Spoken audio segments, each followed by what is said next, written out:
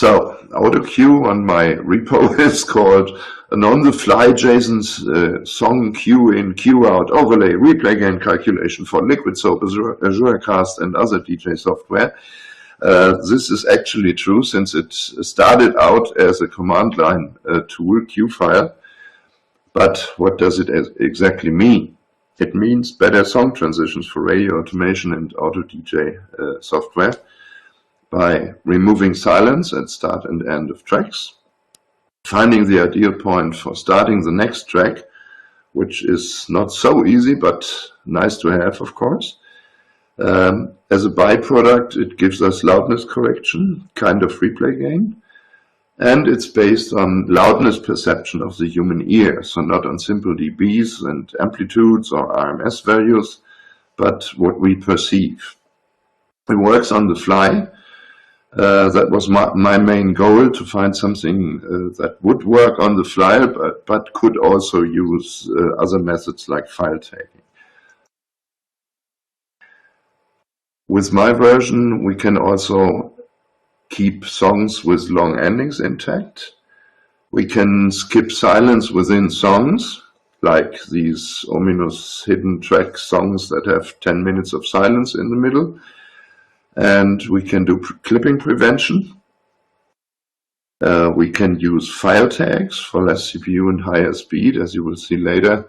For one song I have that takes really 1 minute and 9 seconds to calculate and analyze, this can be sped up 222 times by using tags. Just, calculate it once, store it in tags, and be happy. All this will follow the European Broadcasting Union recommendations. I'll come to that later. Let's go to the story. On the AzureCast GitHub, the professional crossfade thread is the single most active discussion we have, more than 300 posts now, because there appears to be a real huge user demand for radio-like and more professional song transitions. Fortunately, we all stand on the shoulders of giants and everybody has done something before. And in our case, this is John Warburton, also known as Warblefly, who is an industry professional and Tonmeister, and I believe also worked on the BBC. And he already talked about easing automation and improving our sounds with Liquidsoap and FFmpeg in 2021 in the Liquidshop4, the first of this series. And fortunately, he also made available his pre-processing and playlist annotation scripts for Liquidsoap. And thank you very much for that, John. So, inspired by John's work, I started writing Qfile in early February this year as a proof of concept, mainly to see if on-the-fly processing could be done. And it's a Python 3 script that in turn uses FFmpeg and FFprobe to analyze an audio file for queuing and transition data based on loudness perception. And it uses the EBU-R128 algorithms and returns JSON data, so it can well be used in other pre-processing tools. And we had many talks with RMFM and Hormann and Stefan and so on. And we finally brought up two solutions. RMFM and Tools worked on an all Liquidsoap approach, like, having it all integrated and not needing any fancy external stuff. And I favored and worked on the external solution for more flexibility and pre-processing purposes and loading off some stuff into the Python code, which comes more natural to me than Liquidsoap, I must say. And Tools came up with a Liquidsoap integration API. Thanks for that. So we can have both variants and just select, it's the user's choice. So Autocue internal has no external dependencies apart from the FFmpeg filter, of course. It's easy to use, and that was made by RMFM and Tools, or Hormann. My Autocue Q file needs FFmpeg, FFprobe, and Python 3, and the Q file binary, of course, which should be installed in almost any distro nowadays.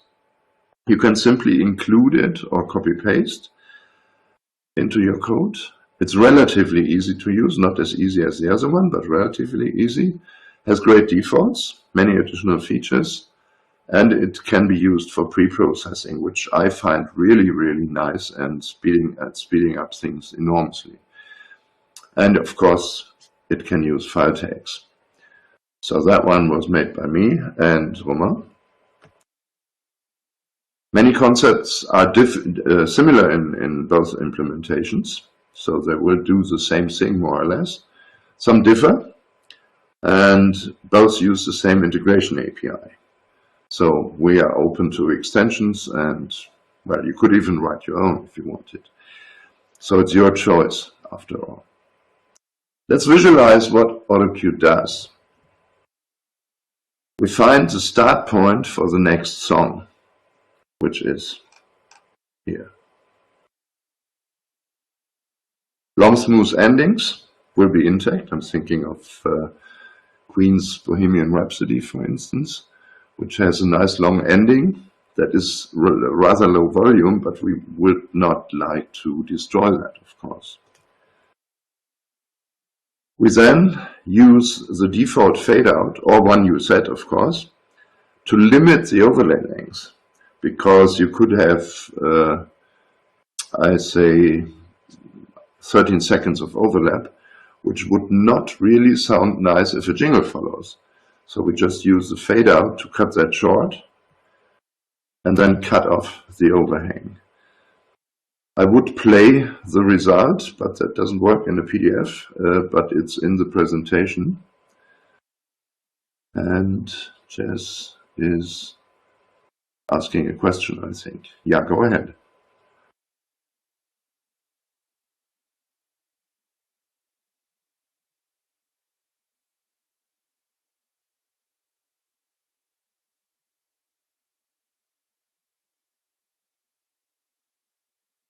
Okay, but quickly, I only have 30 minutes and the presentation is already about an hour.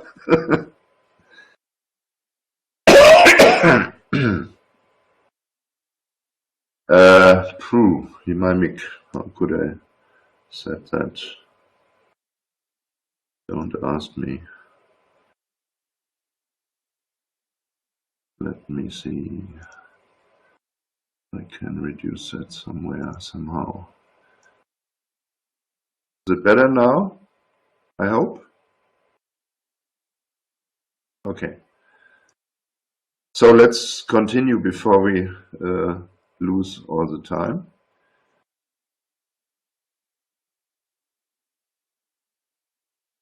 And check, yeah, it's an extra script actually. You can activate it because one of the two is built in Liquidsoap, and mine is an extra script you have to have. So you have to have that Q file binary lying around somewhere and include a part of Liquidsoap code. So when we talk about, it's a collaboration. Yeah, it's a fantastic collaboration actually, because I was rather happy that Hormann had time and the energy to also work with us on this integration part. That's very important, and I couldn't have done without it. So let's talk about volume versus loudness real short. It's often misunderstood, but we just make it easy for this presentation here and say volume is the quantity or power of a sound, also known as amplitude, for instance, or RMS volume. And the loudness is what you hear, the human perception of a sound. And Autocue works solely loudness based, so it works on what you hear. Units we use in Liquidsoap and this program are amplitude, that you know goes from 0 to 1 in Liquidsoap, silence to loudest, it's a linear scale. Then we have dBs. A dB, a decibel, is always a ratio between a measurement and a reference point. So comes dBFS, that's dB's reference to the full scale. And now we have also loudness units, which were standardized in 2006, I think. And a loudness unit can be thought of being equivalent to 1 dB. We also have LUFs, that is loudness units relative to full scale. That's something we work a lot with here.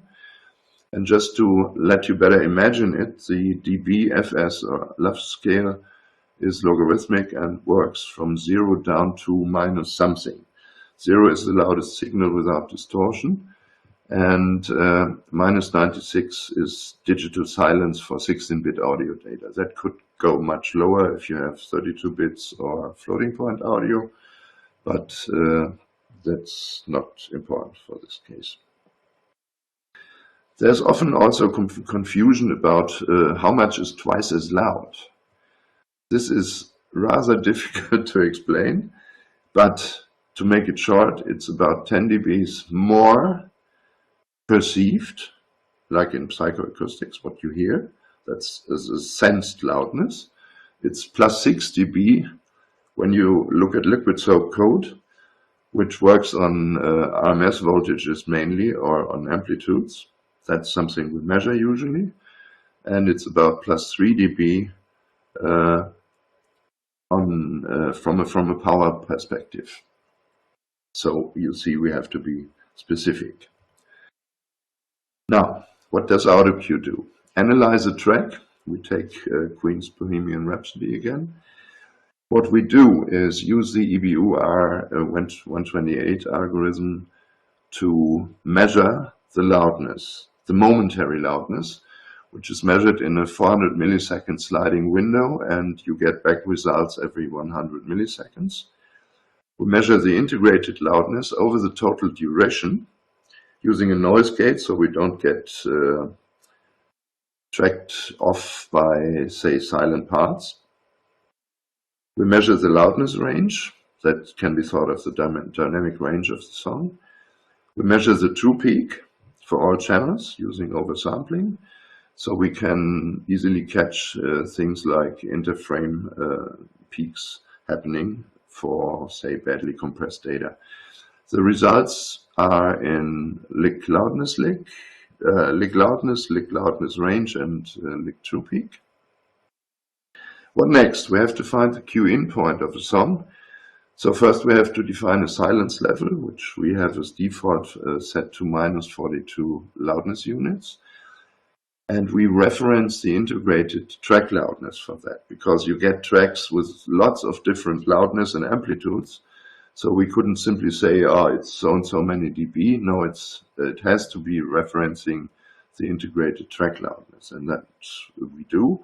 So for a song with, say, minus 18 LUFS loudness, the noise floor would be around 60 LUFS, which is quite good for production, actually.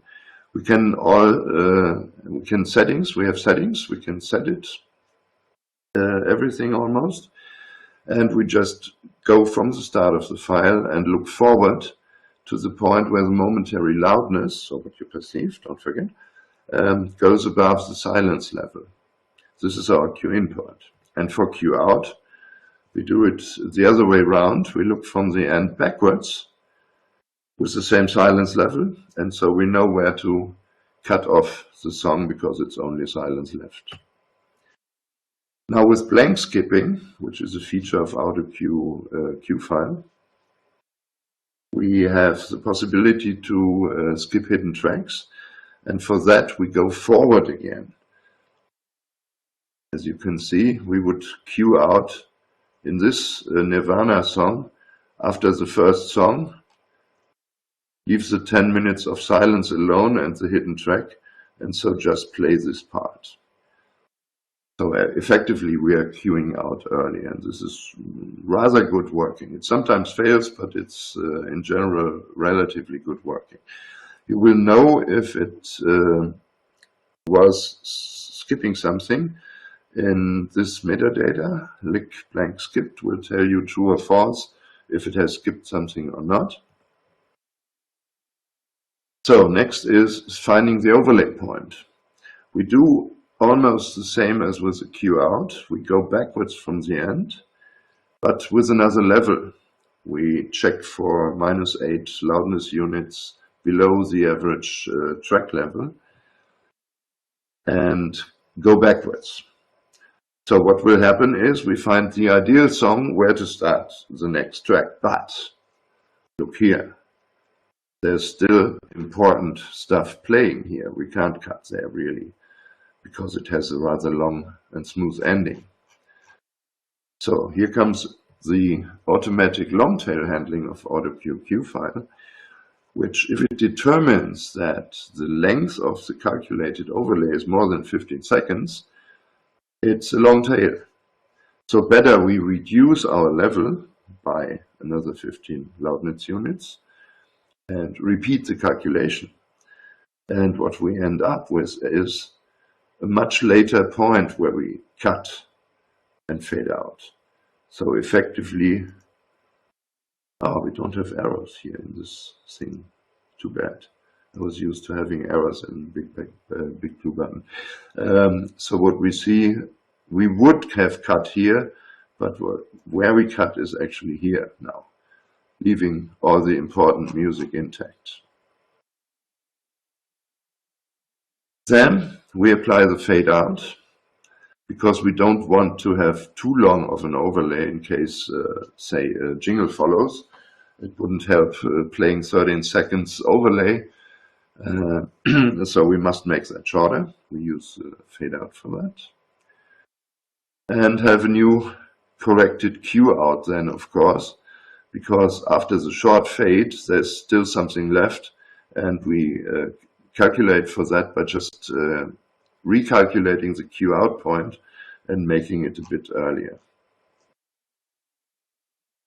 So last step is, of course, we have measured integrated loudness, so we can easily calculate a replay gain and play all this stuff with same loudness, which is perfect, of course. We can set the target. I recommend, of course, well, I'm an EBU fan and I live in Europe. I, of course, recommend -23 LUFS, which nobody does, but I'm a huge fan of having -18 LUFS radio, which is, according to EBU, temporarily allowed. The US would use -24, which isn't supported in the EBU 128 filter, unfortunately. And the results are in lick amplify and lick reference loudness and replay gain, track gain and replay gain reference loudness, if you want to unify that. That's a user option. Yeah, Spotify, as I just see in the chat, Spotify typically uses -14, for instance. So next is clipping prevention. This is more a clutch, but it makes life easier if people just upload songs, or you use, I don't know, YouTube DLP or something to download your tracks. So modern highly compressed music, even on CDs, often comes totally clipping, like this one. This is the original state I got the Nirvana song in. So that's really, really crazy. And of course, we could introduce a brick wall limiter or something later in the playout chain, but that's something that needs to be done again. And say you could use MasterMe for that or something. But we also have, like with loud gain, we also have the possibility, even using the same parameters, -K or minus no clip. You can have a clipping prevention, which simply reduces the amplify factor, so that it won't clip and leave 1 dBFS headroom, as the EBU recommends. Now let's check real quick how to use it in real life. That's much easier because Autocue does all the work.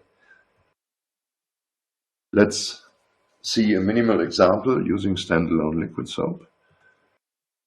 You have to prepare, because it's an external script, you have to copy the Q file to an appropriate location in the path. I would on Linux always recommend using home folder bin or home folder.local bin. You could also put it in user local bin to be available for all users of the system, but that needs sudo. You should ensure that you have Python 3, ffmpeg and ffprobe installed, but that's almost on all distros it's pre-installed, so no problem here. The Liquidsoap code. This is the most minimal radio station you can have, I think. You just include it. You enable Autocue metadata, which would allow processing just every file that comes in. You have a playlist. You set amplify to react on the lick amplify value. You do crossfade, which, thanks to the integration, will handle all this extra data stuff, and you output to your sound card. Boom, station. Now that was easy, wasn't it? It does replay gate and sing as well, right? So let's have a look at AzureCast. I'm pretty happy that Bastanis had time to include it and work with me on the integration in AzureCast. So since 21st of May, we have Autocue Q file actually available in AzureCast rolling releases, and you just have to switch it on. Boom, so easy. No complicated copy pasting anymore. No crossfading thinking, because it just replaces the crossfading code for optimum result. You can fine-tune your personal settings in the second input box. I'll show you. And if you use the manual integration before, like some early adopters have, you must remove all its traces, of course, like the copy-pasted code and the Q file and possibly a Docker overlay before using this new one. Then just save changes and restart broadcasting. Here is a settings example I use. I just make life easy for me, which is by copying all settings into the second input box in AzureCast and commenting all out I don't need. So as you can see here, I've set the silence level to -46, and I've set no clip true, and I've set blank skipping true, and that's it. Save, restart broadcasting, you're done. But there is a drawback, of course, as with everything. The initial startup is longer because it will use more CPU and because Liquidsoap has to reach out and prepare, i.e. Autocue, of course, the next tracks for all your playlist files. So it is ready for immediate play out in case a fallback happens. But don't be alarmed. It will decrease to normal levels after a few minutes when it's done all that, and then happily chug along. Like I have 4 stations running on a 4 CPU VM, and it's having a load average of 0.8 to 1 eventually. Although it starts with a load average of 8, I must admit. So you can enjoy. It's actually easy. Live sources are different. Okay. This is, thank you, Romain. This is actually only based on files or everything that we can request. So if we have a request that can be resolved to a local file, like say a YouTube download or whatever, it can be run on that local file. But, of course, not on live streams. Usual problem we have. I would say my time is almost over. It's almost the same amount of slides coming still, but I can't do this all here right now. It will talk about settings, it will talk about metadata, which is a concept to understand because we use settings and results and informational metadata. And all this will be available after the event. I will put it on my GitHub repo and you can use the Reveal.js presentation just to study yourself. Yeah, Matthias, thank you so much for this presentation. I have seen your slides. They're really interesting and exciting, so we'll make sure to have them online with the video. On behalf of we can maybe also give you some time after the presentation, so we can leave this chat open after the presentations, and then if enough people are interested, I'm happy to stay well longer and talk with them. No problem. Yes. Yeah, and I want to thank you and RMFM and everybody who collaborated on that. It was very exciting. So that's great. Thank you. Is there any more questions from the people? the audience.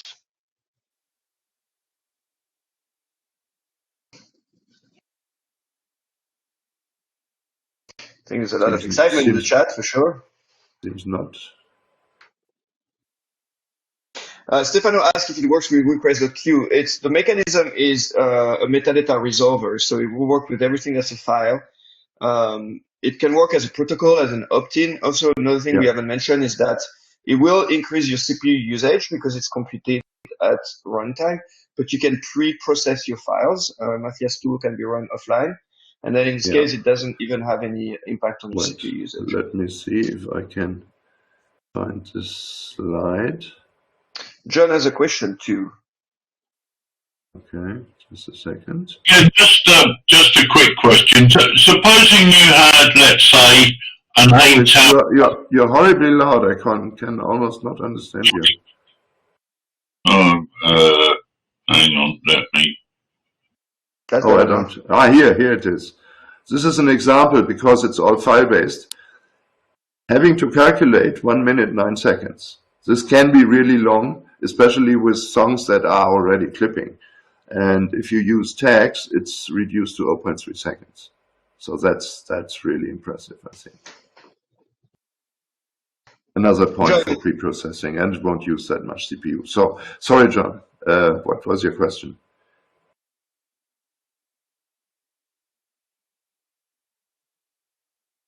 Maybe you've answered it. Oh, did I?